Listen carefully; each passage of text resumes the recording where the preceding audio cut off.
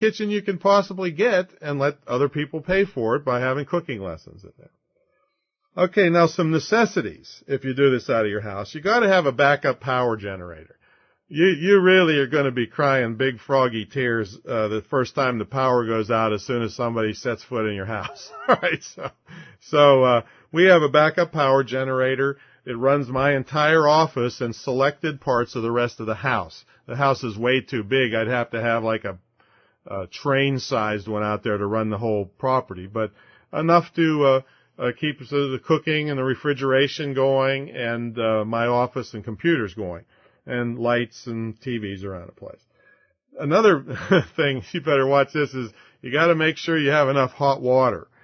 So we have 2 oversized hot water tanks in the house to handle the demand of sometimes 10, 12 people in the house. So hot water is important.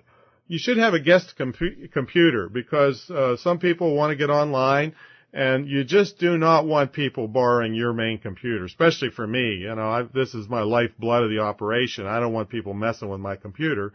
So we have a guest computer all hooked up, ready to go for them. You need a lot of refrigerator freezer space.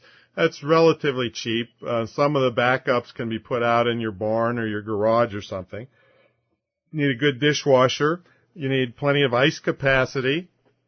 And there's 2 other things you might not have thought of.